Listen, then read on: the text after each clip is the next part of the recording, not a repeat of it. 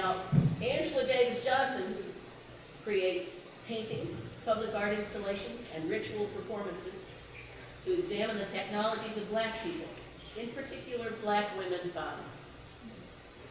She merges art and contemplative practices to generate works that bring personal and communal visioning around ending poverty, displacement, and state-sanctioned violence.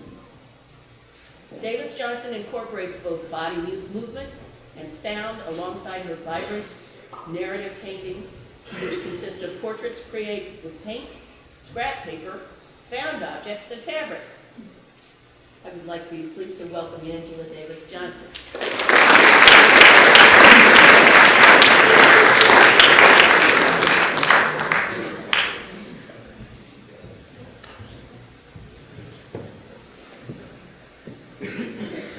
Good morning. Good morning. Thank you for having me here. Can y'all hear me? Okay, beautiful. So I have to start off with, please bear a little grace for me.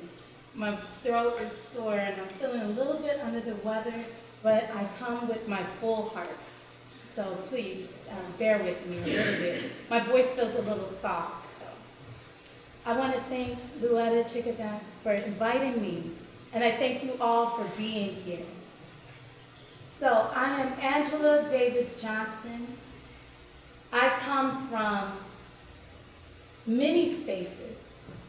My father is a sailor, or was one, and my mother was an artist. So I grew up and I lived and traveled in all types of spaces. My artwork, my art began as a child. My mother, being the woman that she is, after my grandmother passed, she decided to go back to school, to college, for fashion design and art. And she brought everything that she learned back to me and my siblings, and I was learning college coursework at the age of 5 and 6. My mother was ambitious, and I love her for that. It still influences my work today. My parents are from a little space in East Arkansas. It is part of the Delta, the Tri-State Delta. I live where the blues began. My family is from the space where the heart of song and dance and spirituals, it permeated the area. And so my work reflects their sound and their sway. This piece that you see is of a mother holding her child, remembering the language of the birds. And beneath her, she is anchored by symbols from the Underground Railroad, telling her to move on, to hold on. Now, as a child, art was the one constant thing. It was always there. And for me, colors, sound, that is what kept me anchored no matter where I went. So I'd like to ask you this morning, I'm the type of person, when I meet someone, I think of them in colors. When I met Miss Luetta Chickadance, the color that I saw was light blue. I don't know why, but that's the way I imagine. How many of you think in color? Does anyone think in color? Am I the only person here who does that? What is your favorite color? Oh, there's a lot of blues. Do we have any greens? Yes. Yes. Yes, orange. Pink. Yes. What other colors? How about up there? What colors what are your favorite colors? Red. So can you imagine? Yes, turquoise. Do we have any other colors? Indigo.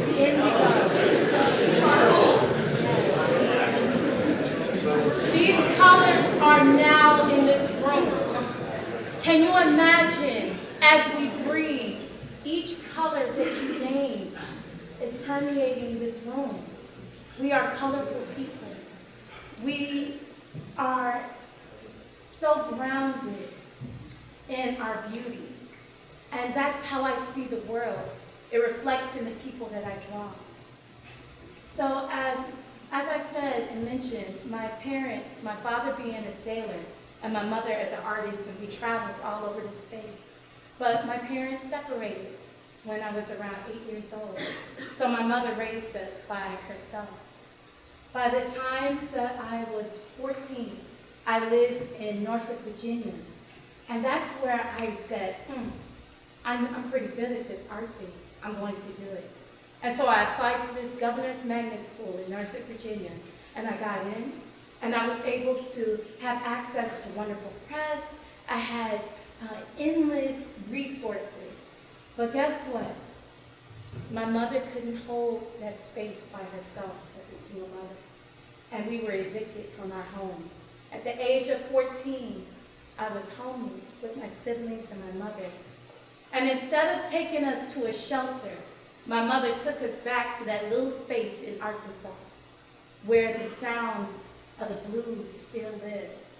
And I lived off-grid for years there. And that's where I decided and knew that I was an artist. It became my healing. It became the way that I understood the world. I processed life through visual means. And so I wanted to understand why a world could be where someone is so poor or so impoverished. Or why did the sun rise in the way that it did and reflect certain colors. All of that was a process for me, and I created from that space. This work that you see here was created from a moment in time. It was after Trayvon Martin was murdered and George Zimmerman was acquitted. And I was living in Little Rock, Arkansas at the time. And there was a shooting of an unarmed black man. And after that, there was a large protest to occur. And so many people came out on the streets. And these people lived in a historically black space, but it was so much divestment and so impoverished. But they were angry, and they were hurt, and they were despondent. And they came out, and it was near riot. Well, after the riot quelled, or after it quieted, people came out and they said that those people were just ignorant. Why were they out there? Who were they? And they said so many things that I won't even mention on the stage. And so I took it upon myself to examine who was in the crowd. And so I went on YouTube, and I made frozen images of the people, and I began to create them. And I found people who were indeed angry, who looked despondent, but I also saw sadness, and I saw a full array of humanity. And this is one of those people. So, living off-grid in a very rural space taught me how to listen to myself, how to believe my own voice, but also how to observe. I stayed there long enough to be able to craft my vision of my world and myself. And then I moved to Little Rock. And then I became a mother. And for a very brief time, I pretended to be a librarian. And then I knew I couldn't hold that space long enough, so I moved to Atlanta, Georgia. And when I did so, it was very much so like falling and flying. I went to the very edge of the cliff, and I jumped off believing that I could fly. And that's how I describe becoming a full-time visual artist. And when I did it, I did plummet, but there were moments that my wings came out and I began to fly, and then I learned to soar. One of the things I learned about myself as a visual artist, painter, that's how I understood myself. But now I recognize that I'm a storyteller and a dreamer. And I can access those dreams and those stories in multiple ways. And one of those ways is performance. I became really close friends with this woman who's standing beside me with the brown hair. Her name is Jessica Palvis, and she is an artist activist. And for 3 years, every year, in the month of October, which is Domestic Violence Awareness Month, we would do guerrilla-style performances in various locations in Atlanta. And we created performances that spoke to the language of women who lost their lives or people who were inflicted by domestic violence. So it's called 3 Every Day because at that time, 3 women every day in the United States dies from domestic violence. And so we said the language, the words, I'm sorry. We said that 7 times. I'm sorry. I'm sorry. I'm sorry. I'm sorry. I'm sorry. It takes 7 times for a woman to be able to leave a negative or a domestic violence situation. Because so much of their lives are hanging. They could be killed if they leave. And so often people say, why don't they? It's because their lives are literally on the line. And so that work taught me that I could embody the things that I was curious about. This location, this is at a park, Piedmont Park in Atlanta. I believe it's Piedmont. And we did this work, and we would have conversations afterwards. And then we created almost an archive of people's reactions. When I also moved to Atlanta, a series that became endearing to me, or important for me to speak about, is called Looking for Sister. Looking for Sister, I created this work about missing women of color. At that time, and it was around 2015, 2016, there were 65,000 missing Black women in the United States alone.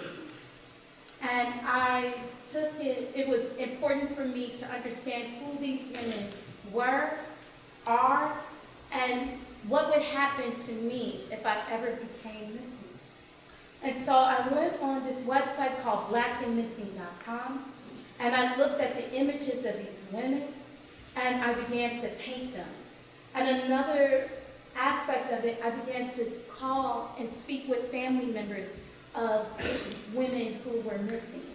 And this woman, her name is Maxine, and she was a fiery woman. She was lovely. She was the stuff starter. She was the one who always told jokes. And she went missing. And no one looked for her because in her lifetime, she had been on drugs. She had been so poor. And it was like she was insignificant. And so I created her image along with her family stories. I decided to create 0.5% of that 65,000. It was roughly 375 paintings. I think that's right.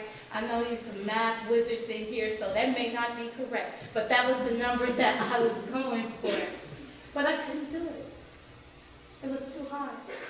Looking at these images every day of women who were mothers of 5, 2, 1, people who were exactly my age, it became so overwhelming. It was like I was looking for myself within these faces. These images you see, I created 10 a day, and I would paint them on cardboard pieces. But as I said, I couldn't hold it by myself, so I created a performance with it. So I took the images that I did create, and on the exterior of the building, I sang, I recited words, and I placed these images of these women in community to lift up their spirits, to lift up their sound and their song. This is in North Carolina. I'm a part of an organization called Alternate Roots. They support artists and activists who are based in the Southeast. And there, every August in North Carolina in the mountains, we gather and we consider and we create art to shift the world and to use our radical imagination to do so. My next work is Blue Black. So as you can imagine, doing this work on missing women of color or violence and death, that can be overwhelming. It starts to tear at your soul and your body. I wanted to create work that kind of gave me a different access into these stories. And so I was very much so interested in this myth or this story my uncle would tell me that happened in Arkansas, East Arkansas. There's this thing called blue holes. Does anyone know what a blue hole is? Oh, wow. A little quiet. Okay. So a blue hole, when you're flying in a plane and you look down and you see a dark spot in the ocean, that's probably a blue hole. It's a deep cavern in the ocean and in the earth. And it's so deep that you can't get to the bottom of it. The first time I learned of a blue hole was in East Arkansas. It was said that this ditch had a hole so deep that no one could go in it. They said a Coca-Cola truck fell in the blue hole and they never recovered it. They said that my uncle, he was best friends with one of the best swimmers in East Arkansas. And he went down to the bottom and he couldn't do it. He couldn't reach it. So I began to imagine during the Middle Passage when Africans were brought to this country and there were moments that they would either be pushed off the side of the ships or they jumped. That they jumped into those blue holes, they learned to breathe underwater, and they found their family in landlocked spaces such as Mississippi and Arkansas. And I wanted to imagine, what if Atlanta had a blue hole? And what would be in that blue hole? So what I imagined was the women of the 1880s. They were washerwomen.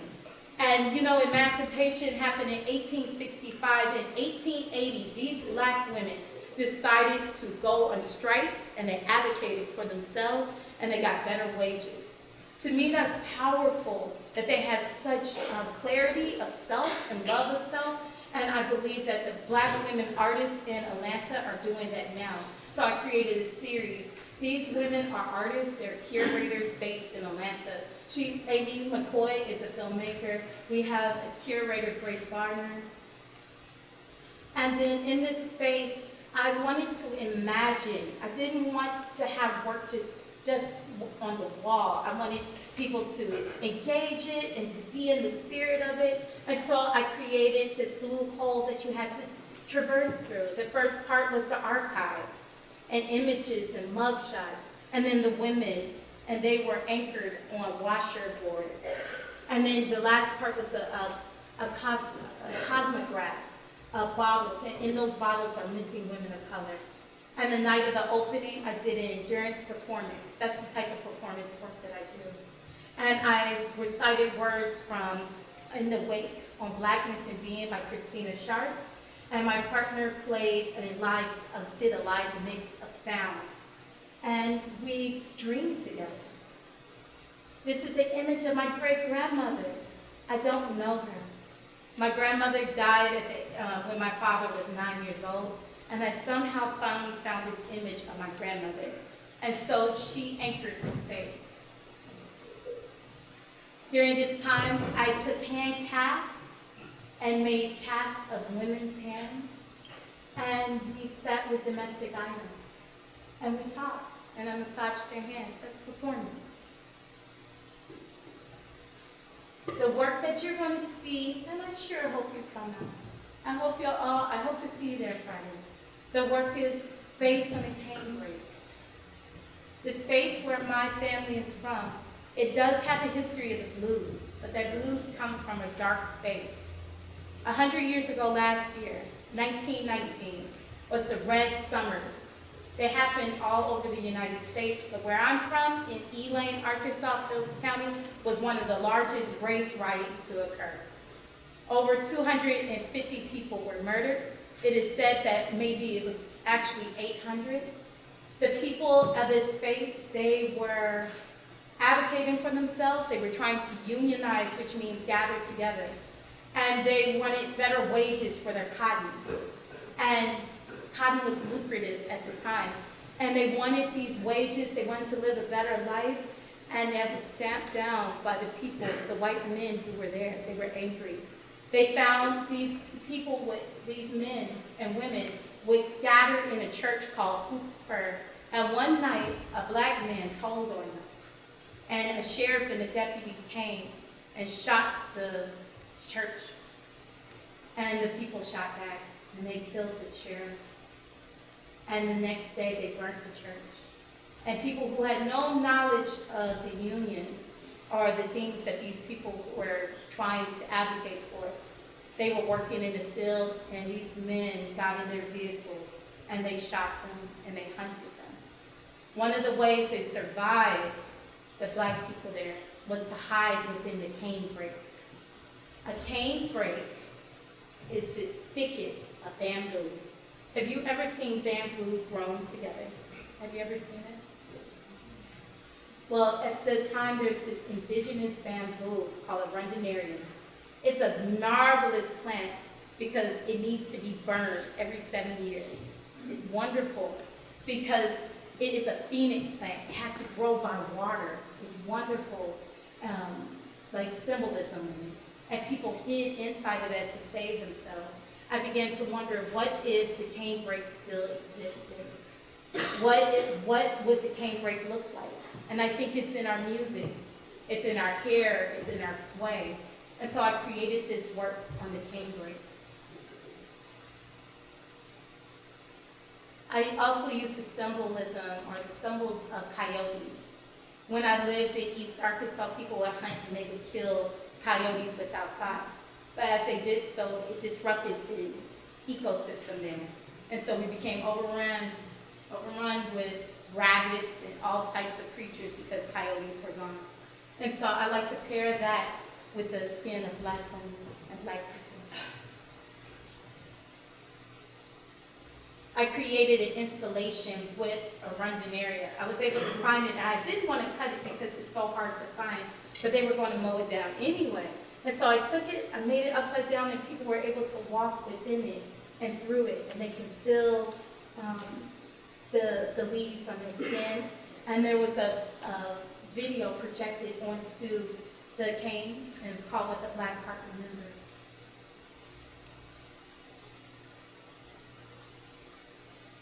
My work now is moving to hot-footedness. I believe in the technologies that happened prior to me. My parents and my grandparents and my great-grandparents moved always. And especially my great-grandmother. She was a hot-foot black woman. She couldn't sit still. And by the end of my great-grandfather's life, he said, I'm not moving, not one more time, not with you. And she would go from Arkansas to Florida, back up to Chicago, and she was constantly on the move. And I feel like I'm peripatetic as she was. And so my work now is focusing on creating what her spirit would look like. And so I use found objects to do so. I also create paintings with the materials she used. She was a midwife and a healer. And she would use this material called bluing, and she would make blue baths for people. Well, I found that medium, and now I paint with it. This is when I was back in that space in Phillips County, and there are still some canebrakes. And I'm doing trauma release exercises at these locations. Do you know what a trauma release exercise is? Has anyone heard of that? A trauma release exercise is the ability to be able to process trauma without re-traumatizing yourself by remembering it.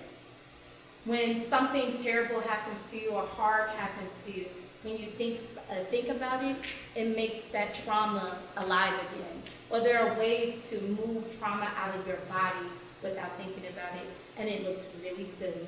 So I decided to do it. I had 2 children, a 5 and 7-year-old, and I made sure that they were in the room, another room, so they didn't see me. But the way you do it is you fatigue your body, you do exercises over and over, and your body starts to tremble on its own volition. And in that trembling, you begin to lie down, and the trembles move all the way through you. And what it's doing, it feels so weird because it's like my body is doing its own thing. But what happens is it's moving, it locates the spaces where you're holding trauma, and it removes out of you. And so that's what I'm doing at various locations in my hot-footed travels. So this is my website and my Instagram. These are spaces you can find me, and you can have conversations with me. I'm so open to that. But something I wanted to do, I wanted to share with you all. a bit of a performance. But before we do so, can we all just breathe together for a moment? I feel like I gave you a lot. Some of it was really hard. I don't know what your backgrounds are. I don't know what your pain may be. And so there's this, my friend told me that the etymology of the word conspire, if you break it down, it means to be together and to breathe. And so I want to conspire with you all. Do you mind standing with me? So I'm going to be standing on myself.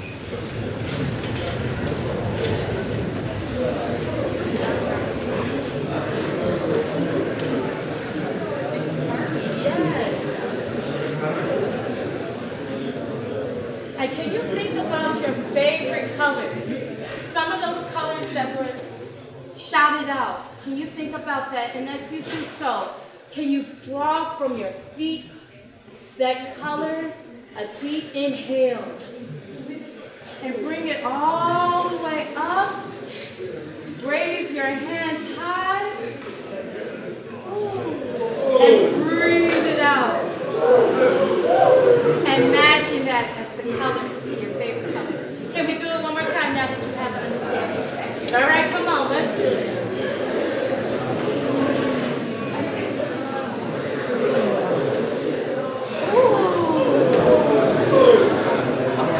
All right, one more time. Come on, yes, one more time. Let's go. One more. Breathe it down. Oh, as you are able, let the colors come up. And let it go down. All right, can we shake a little bit? Come on. There you go. Shake it out. We're going to create our own trauma release exercise. Okay, can you please take a seat? I appreciate it. Do y'all have any questions for me before I show you a bit of this work? Do you have any questions? All right. So I'm going to show this little piece. It's just a snippet of me doing a trauma release exercise. I think looking back at my childhood, looking at the moments that were able to propel me forward, and beads happens to be one of those things that make me joyful, it makes me happy, but also reminds me of some painful things. And so I'm going to show if it works. I hope it works. Okay.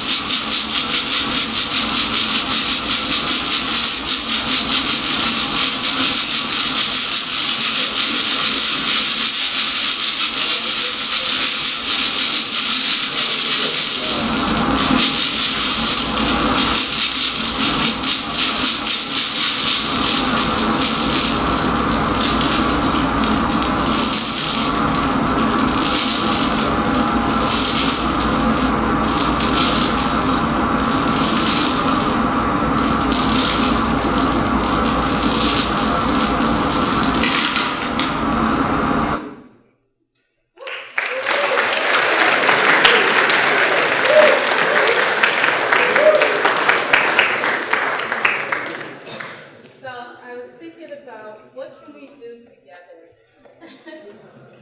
For me, I am not a performing artist. I'm a performance artist. Difference for me, although I do sing, I'm not a singer. Although I do body movement, I'm not a dancer.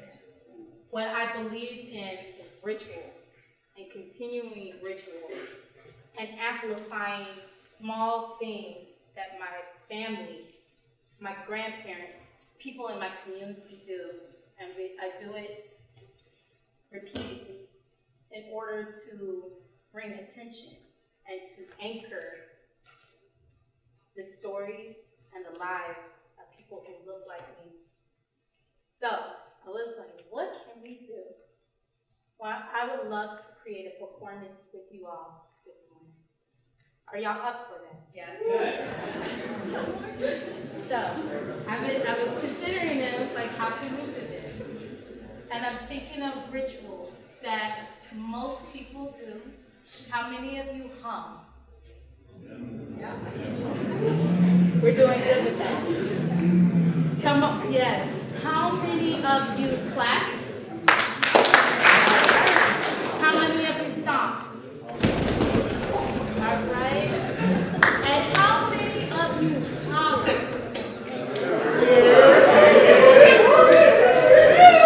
So what we're going to do is create a sound and a concoction of what Taft rules sounds, feels, moves like. Are y'all ready? Okay, so I was thinking, should we divide this up in classification? Freshmen, sophomores. Do y'all have sophomores? You do. All right. Juniors and seniors. Okay. I believe that why don't we do the freshmen? They will hum. Y'all ready? I will hum with you. No fear. And when the freshmen begin to hum, we're going to listen. Just for a little bit. We're going to do it for 5 seconds. I'm going to do like this, okay? And we'll break it down. Are you ready? Freshmen, let's give a good hum. Ready? Let's go.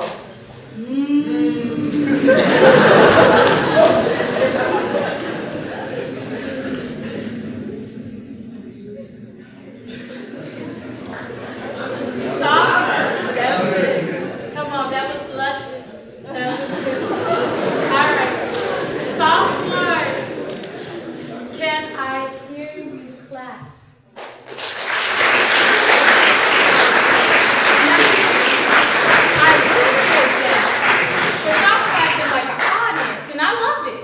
But what I want you to do is have a little beat to it. What feels good to you?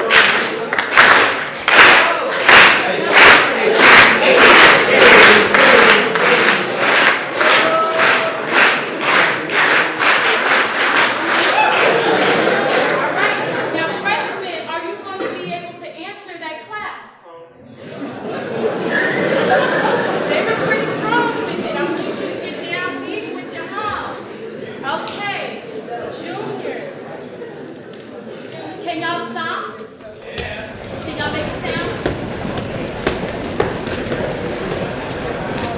All right. That sounds pretty good. All right. Now we're going to have our seniors. I believe in hollering, right? Hollering to me is a way to release and to show that I am here. I do this work called Hollering Space with my partner, Lucy Reed, based in Philadelphia and New Orleans. And we create spaces where people come holler together and to get it out. So, I want to hear seniors. Can you give me a beautiful holler? Look now, come on. All right. So, on the count of 3, can we give a beautiful holler? 1, 2, 3.